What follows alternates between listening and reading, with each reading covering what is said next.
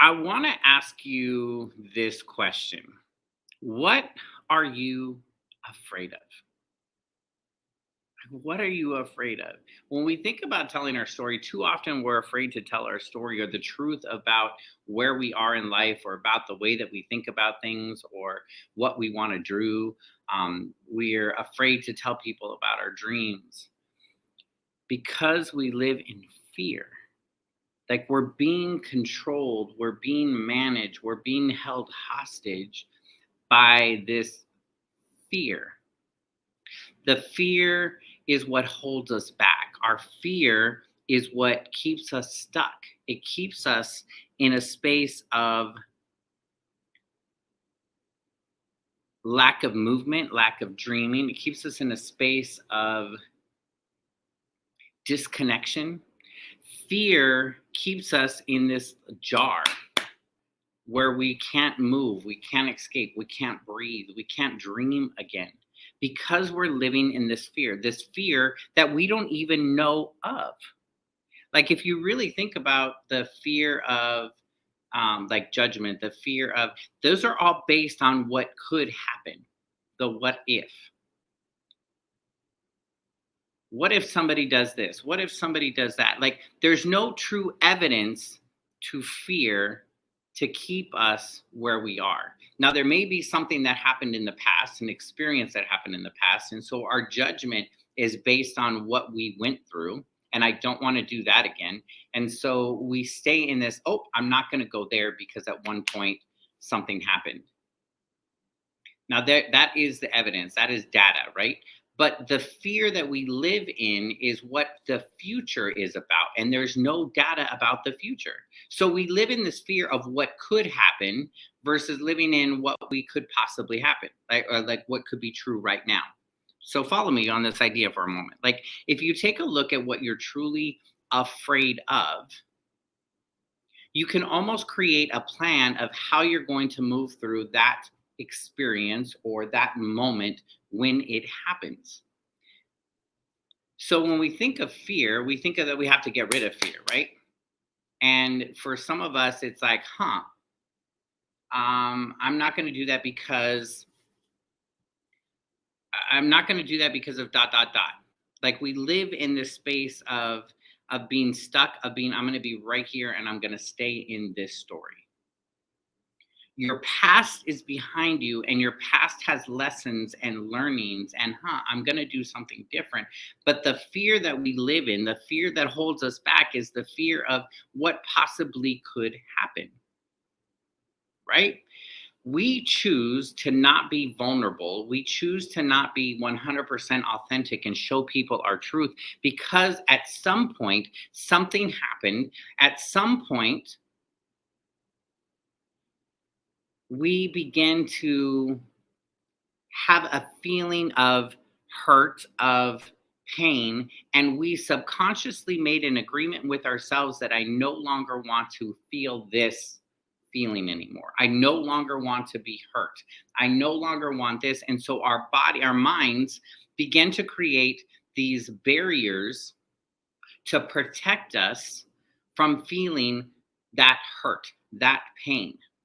It's the same reason why we self sabotage ourselves. Like we self sabotage ourselves in a space, like when we're going into a relationship. Point in case,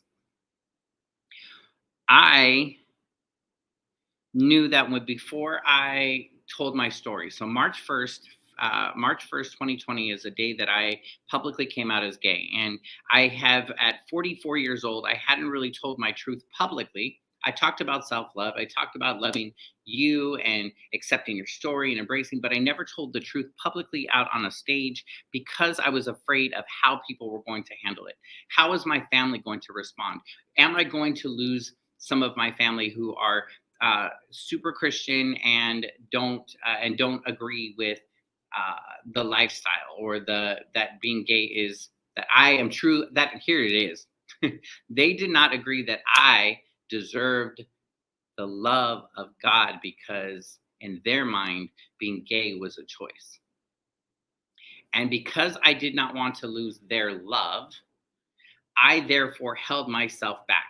I didn't tell my story because I was afraid, if I lose this person in my life is going to be horrible. But the truth is that the minute that I lost them in my life, because did I lose people that I love and care about because they didn't agree? Yes.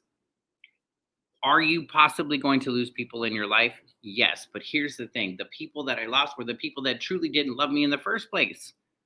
They were the same people that were causing the pain, causing the hurt, causing the judgment in my life. Listen, the people that you're afraid are going to judge you or talk about you are doing it anyway right now. And the truth of the matter is, they're probably talking about you or judging you because they don't even like themselves. So instead of them looking at themselves, instead of them holding up a mirror and seeing the things that are wrong with them or that they need to correct in themselves, they're choosing to go through and look at somebody else and judge them. Why? Because it's easier, and why? Because they don't have to make a change. I'm going to say that again. The people that you're afraid of, that are judging you, that are going to talk crap about you, that are going to be like la, la, la, whispering and stuff like that, they're doing it anyway already. So give them something really good to talk about. Show them what it really means to stand and own your truth. Show them what it really means to go through and to follow your dreams and to build your dreams and to push past all of the hurt and the pain and build something that lasts. God didn't give you your vision for you to sit back and be like, God gave you your vision to build. God gave you the vision and he gave it to only you, so nobody else is ever going to understand it. We get frustrated when we tell our dream or we have this goal and people don't get excited about it. Of course they don't, because God didn't give it to them. He gave it to you. And the beautiful thing is he gave you all the resources and the people and the things that you need in your life right now. He gave you everything that you need to make it happen. Your responsibility is to say yes. And then to move and to be in action in faith. And he will begin to open up the doors. The universe will open up the doors.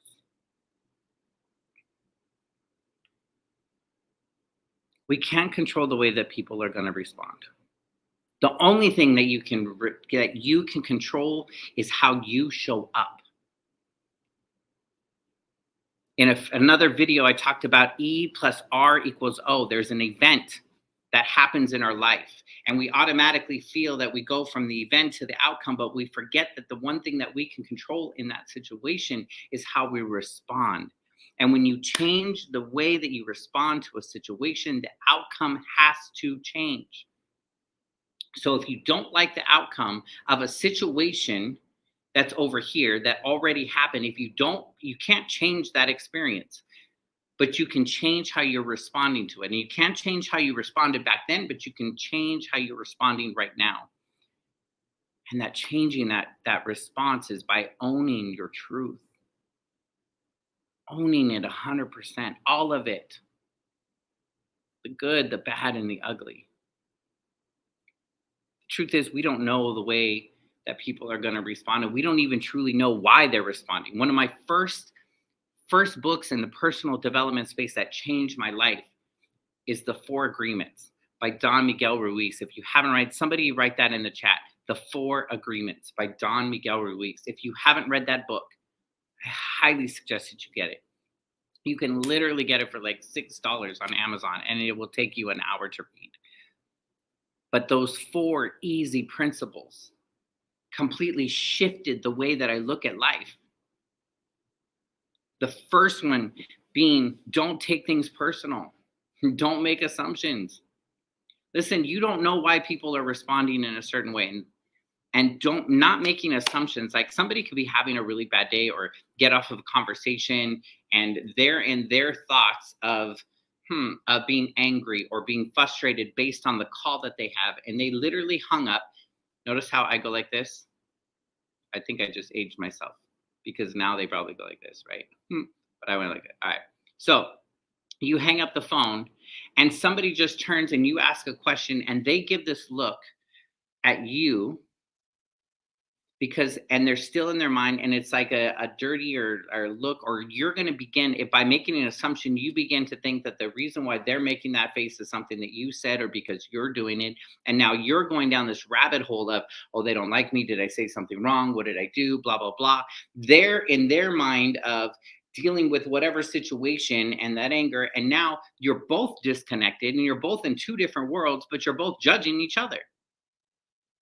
We don't know why people are respond to in a certain way or how they're going to respond, but the truth is, if we just let it go, if we just say our truth and then leave it however it's supposed to land for whoever it's supposed to be, that's how you leave a legacy. That's how you truly make a difference, by people watching you and how you respond to things, how you're showing up to things. People are going to react, people are going to judge. But those people who are doing are not the people that you want in your life. Now, they may be going through and having a response because you're triggering something. They're seeing something in you or the way that you're showing up, the way that you're behaving, that all of a sudden is calling on their spirit and being, it's like a, hello, you need to be doing that. Hey, Paula, see how Trisha's showing up? That's the way you need to be. Hey, Steve, see how Carolina's showing up? That's what you need to be doing. Hey, Mary, Fatima's doing this. She's telling her story. She's telling the truth. Guess what? You need to be doing that.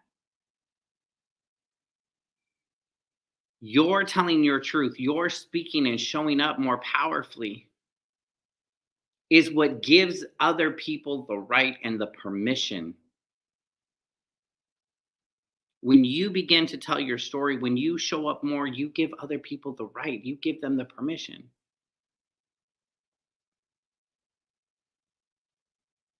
You know, the truth of the matter is that when you begin to share your truth, you're going to have people that are going to walk away. You're going to have people that are going to judge. You're going to have people that are going to talk more. But on the other side of that, you're also going to have a lot more people that are going to step closer.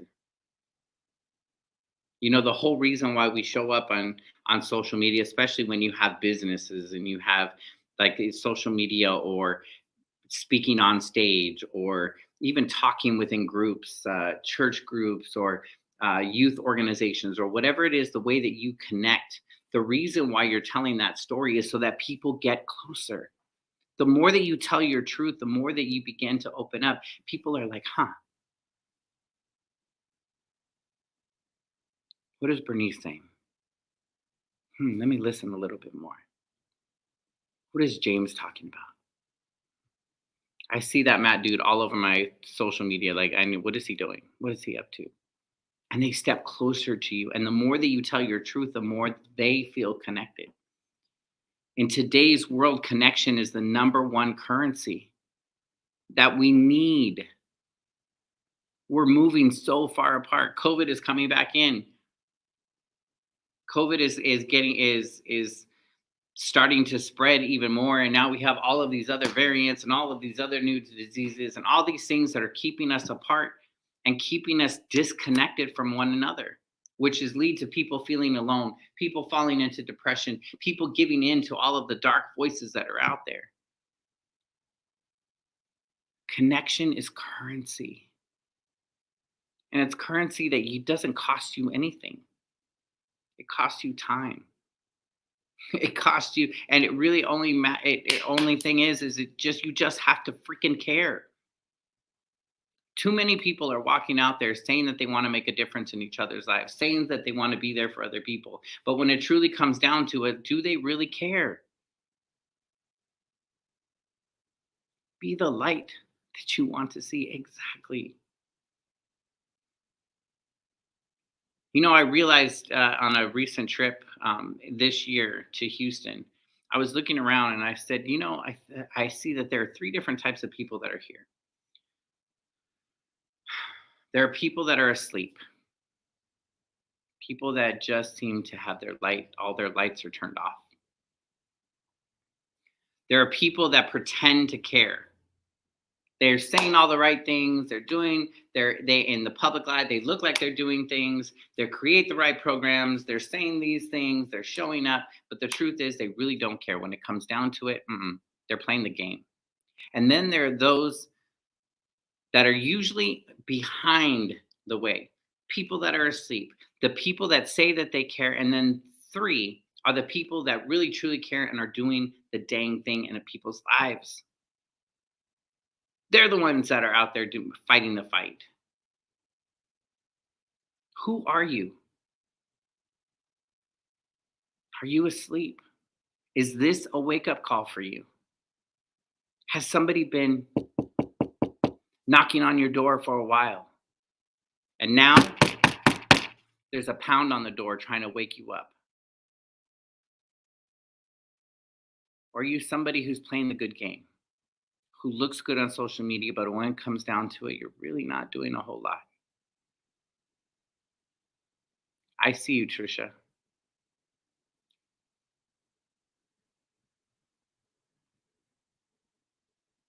And I also see that you're making moves. You know, we play this double dutch game. We play this, I'm a little bit in, but I'm a little bit out. I'm a little bit in, I'm a little bit out. I'm going to do a little bit of this, but I'm not going to do that. And ultimately, that double dutch, you're not getting anywhere. It's safe for us. I was having a conversation this morning as I was um, walking here in the beach with a friend, and she was giving me some insight as to just my journey and where I'm at. And I realized that I've been playing double dutch with myself. Now, as much as I've done in the world and the people that I have been helping, and I have been in rooms with some of the most amazing, powerful, influential people and learned from them and been able to support them. But when it came to me and to Matt Gill and Matt's mission and Matt's message and Matt's purpose, I played this double dutch. Now, I play a really big double dutch. So in public eye, it looks like, wow, I'm doing a whole lot of stuff. And I am doing a whole lot of stuff. But I'm doing a whole lot of stuff for other people. Listen to me. I'm doing a lot of stuff for other people. I have put Matt on the back burner. And yet I give Matt enough to make him feel like his dreams and his goals are being fed. But the truth is, it's not. I should put Matt first. And here's the thing. The more that I can make Matt whole, the more Matt can actually make a bigger impact in the world. I'm spending 10 hours to impact 5 people or 10 people or 11 people versus taking that big 10 hours and making Matt whole and following Matt's vision, which is going to impact millions more. Because I'm putting me first and not in a selfish way. See, we were raised, and I'll speak for myself. I know I was raised that not to be selfish. And so that's where I developed this learning and this belief that I had to put everybody first and do for them 100% first. And it wasn't done in a bad way, but the truth is, I've lived 44 years of my life hiding. I've lived 44 years. I've lost 44 years. Shit, I'm going to be 40. How old am I? I'm going to be 47, 46. One of the two. I was born in 76. Anyway, I've lived a long time, and now I'm just starting to get it. I'm just like, I don't know how much time I have left. The reality is I could be gone tomorrow. What difference did I make? Did I truly live and create the DTDT life that I wanted? Only you can control you. You can't control what everybody else is going to do. So what's the conversation that you're having with yourself? What are you telling yourself? What's that chatter when you begin to want to step out? What's that conversation? What conversation do you need to change? There's a lesson that I teach called self-talk that talks about the negative self-talk and then creating a powerful self-talk. It comes from Motivating the Teen Spirit, which teaches emotional literacy, excuse me, emotional literacy and emotional healthiness to youth and to families. And there's this conversation about negative self-talk and it popping up and really controlling us. It talks us out of doing the things that we want to do. It talks us into doing things that we know we shouldn't be doing. Excuse me. I want you to think for a moment. What is the conversation that you're having with yourself? What's the negative chatter that you're having? And how do you create and how do you move from a negative self-talk to a powerful self-talk? What does your powerful self-talk tell you? How do you change from what that fear could be? Recognize what is your fear. What is it that you're afraid of? And how do you prepare for some of that fear so that when that situation comes up, you can move through it? And you can move through it powerfully. So I want to leave you with that thought. People are going to judge. People are going to talk, and let them talk. Let them do whatever the heck they're going to do because they're doing it anyway. You control you. Own your story. Own your truth. The good, the bad, and all of the ugly. So I want to leave you with this. I want to show you my view. As we have this delicious conversation, this is what I get to look at, and I want to share it with you. Because the truth is that it's owning my truth, owning my story, that has allowed for me to create a life that I love, to create a life that I get to travel, that I get to create the DTDT life that I get to look at this and call this work at the moment. I love you. And I want you to know that if nobody has said this today to you, I see you. For those that are in the chat, I see you and I feel you and I love you and I appreciate you being there. Whether you're watching the live or you're watching the replay, it's not by accident that you are here right now. This message is for you and this message is for somebody else. So leave a comment. I'm going to go back and comment on your statements. Share this video with somebody that you know. If you know that you're ready to create a DTDT life, I want to invite you to go to DTDT events, DTDT, like David Tom, event.com. Check out the event that we have coming up in March in Las Vegas, where we talk about how do we create a DTDT life. I'll be back tomorrow. We're going to talk more about the power of story and why you need to be telling all of your truth. And I'm going to leave you with this view. As you prepare for the holidays and you prepare for the moments with family, friends, I invite you to just own all of you. I love you. I see you. I appreciate you. And I'll see you next time.